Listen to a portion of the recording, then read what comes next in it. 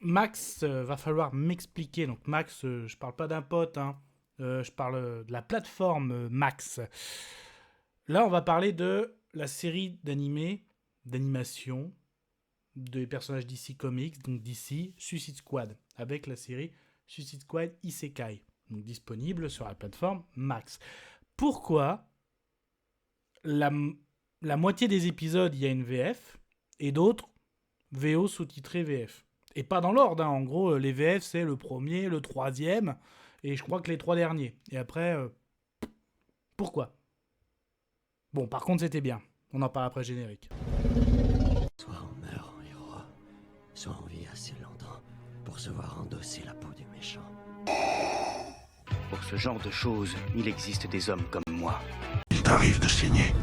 Vous pouvez respirer, vous pouvez cligner des yeux, vous pouvez pleurer. M'a ramené le conduit, celle-là.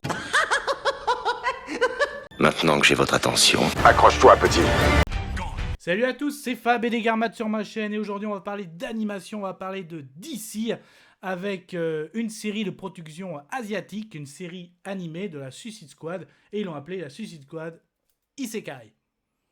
Du coup, la vidéo sera faite en plusieurs parties. Déjà, le synopsis de quoi parle cette série de 10 épisodes d'une vingtaine de minutes par épisode. Ce que je retiens, ce que j'ai aimé, moins aimé, sans spoiler. Et une petite conclusion. Le synopsis et le pourquoi du comment Isekai. Il était une fois une Alors, Isekai, qu'est-ce que c'est hein, par rapport à comprendre aussi le titre, hein, bon, la Suicide Squad, voilà, bien aussi, on va en revenir.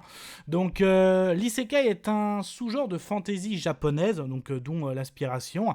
Et en gros, quand on parle d'Isekai, ce sont une histoire, une intrigue qui tourne principalement autour de personnages qui ont été soit transportés, téléportés, piégés ou réincarnés, enfin, ressuscités même, en gros dans un univers parallèle. Hein. Donc cet univers peut exister déjà dans le monde protagoniste, comme un monde imaginaire, sans qu'il ait nécessairement connaissance.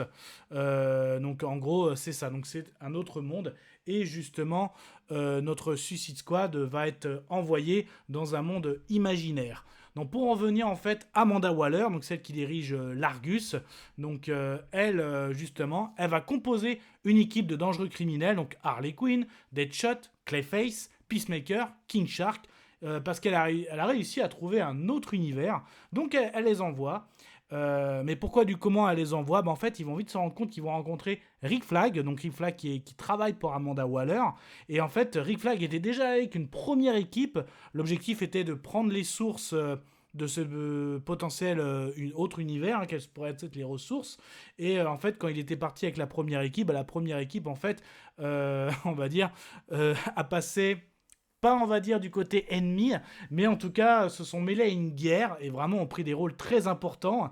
Donc notamment il y a du Killer Croc, l'Enchantress, il y a aussi le Penseur, Ratcatcher, tout ça en fait se sont mêlés à une guerre dans ce monde et c'est un monde en fait un peu médiéval fantasy, un monde où il y a des dragons, il y a des elfes, où il y a des lycans, donc l'espèce de peuple de loups-garous, de la magie, du chevalier, ben voilà. Donc en gros, la mission de la deuxième équipe de cette Suicide Squad, donc Harley Quinn, Clayface, Deadshot, Peacemaker, King Shark, donc on va dire de ramener à la fois la paix, quitte à exécuter en gros la première équipe, hein, parce que sinon les nanobombes vont exploser. Voilà un petit peu pour le synopsis de cette série d'animés. Voilà, du coup, qu'est-ce que je retiens, qu'est-ce que j'ai aimé, qu'est-ce que j'ai moins aimé? Et c'était chouette. Ah, ça craint. Ah, immonde. je t'aime plus que 3 fois 1000. Bon, du coup, je l'ai déjà dit, le côté VF et VO. Pourquoi Alors, une bonne VF, hein. Donc, dès le premier épisode, ça fait plaisir. Et après, tu sais pas pourquoi. Deuxième épisode, t'es en VO. Troisième, tu reviens en VF. Et en fait, tu dis, waouh, c'est 1 sur 2. Non, parce qu'après, t'as que de la VO. Et je crois que les 3 derniers épisodes, tu reviens en VF. Bon. Je ne sais pas, le pourquoi du comment. Bon, enfin bref. Ce délire d'isekai dans un monde médiéval fantasy, au début, pourquoi pas, mais déjà Suicide Squad, c'est un délire. Et là, emmener un délire Suicide Squad dans le délire, dans un délire médiéval fantasy, ok. Après, moi, perso, je ne vois pas en quoi Amanda Waller voudrait prendre des ressources dans un univers et d'en envoyer sa Suicide Squad. Là-dessus, j'ai du mal à trouver la cohérence par rapport à Amanda Waller. Après, c'est vrai que c'est cool, franchement. Cette équipe-là, en plus, moi, me plaît bien. Donc, Harley Quinn, Deadshot, aujourd'hui, ça reste du classique, j'ai même envie de dire. Il manque Captain Boomerang, que là, a été mis de côté. Là, Peacemaker, personnage qui a pris de l'ampleur depuis la série live-action Peacemaker. King Shark aussi est monté en niveau, que ce soit en animé, jeux vidéo, en live-action aussi. C'est un personnage qui est vraiment monté de niveau. Et là, le côté Clayface, donc là, c'est le côté Basil Carroll, donc il y a plusieurs Clayface dans l'univers d'ici. J'aime bien aussi, en plus, ils l'ont donné, donc c'est toujours un acteur, le côté, il a un côté un peu Michael Jackson, mais avec, j'adore Clayface, ce personnage, c'est vraiment pas mal du tout. Même les autres, Killer Croc, Ratcatcher, Le Penseur, l'Enchantresse, c'était pas mal aussi, une sorte d'antagoniste plutôt de personnes qui ont trahi la Suicide Squad, donc la première équipe, Rick Flag. Donc, en tout cas, cette équipe, l'équipe qu'on va suivre durant la série, c'est vraiment pas mal du tout. Le côté médiéval fantasy, donc c'est bien aussi. Donc, en fait, par exemple, Ratcatcher, lui, sur Terre, donc dans notre univers, il contrôle les rats. Là, il a réussi à contrôler un peuple de lycans, donc mi-homme, mi-loup, donc comme des loups-garous. Et en fait, c'est lui, il mène une guerre, donc il a pris un territoire. Donc, quand on est dans un univers médiéval fantasy, il y a des territoires un peu comme la Game of Thrones. Donc, il y a le peuple des elfes, le peuple des lycans, donc des loups-garous, le peuple des chevaliers, de la reine. Il y a plusieurs territoires. Donc, en fait, Ratcatcher a pris contrôle, lui, il arrive à contrôler carrément ces fameux loups-garous, ces fameux lycans. Killer Croc, lui, le côté un petit peu aquatique, forcément.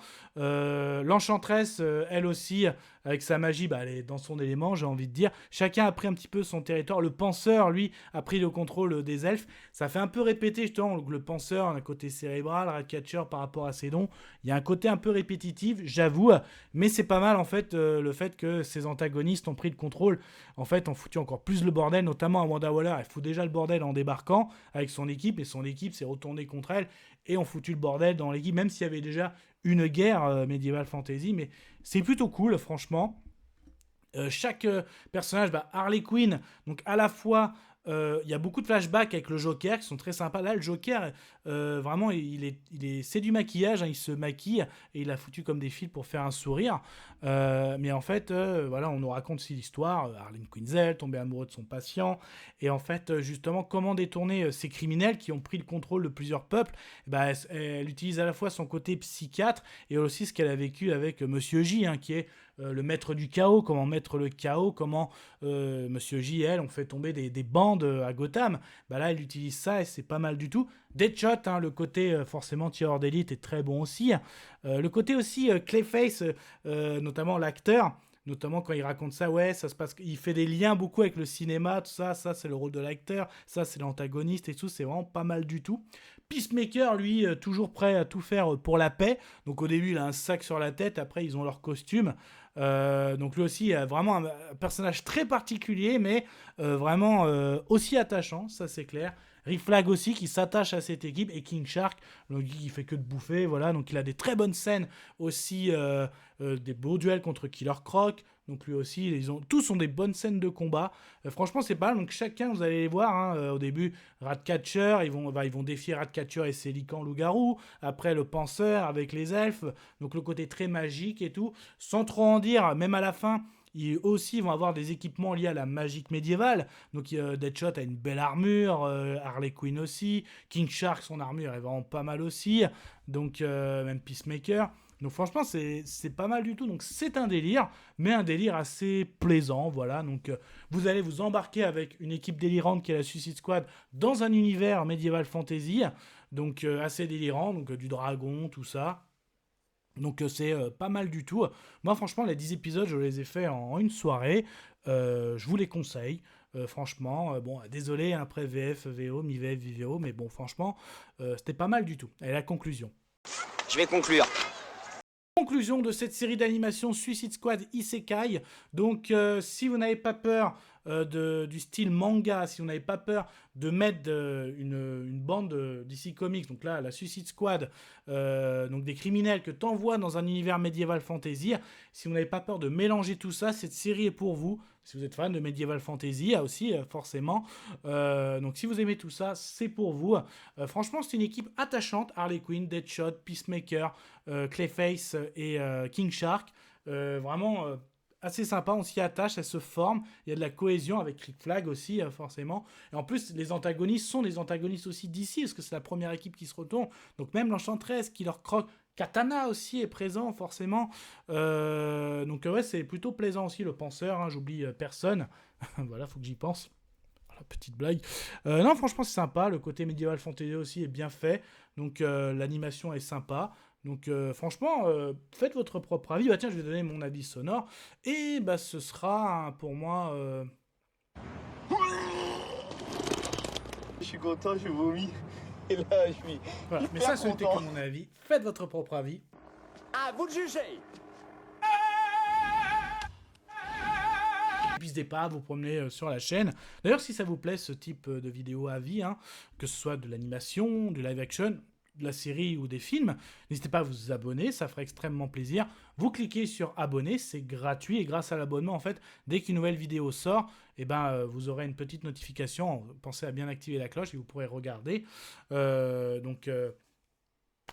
Et du coup, bah, au niveau de la Suicide Squad, notamment en référence d'animation, que ce soit l'animé dans l'univers partagé de DC ou que ce soit aussi Assaut sur Arkham, franchement, ça se met dans une bonne lignée aussi. Est-ce que vous aimez justement la Suicide Squad, que ce soit en animation, même en live action, hein, le film de James Gunn ou alors le film du DCEU? Bah, James Gunn aussi était du DCEU. Je vais pas rentrer là-dedans. Prenez soin de vous. Kenavo. Je vous souhaite une agréable soirée. Désolé pour le bordel. Au revoir.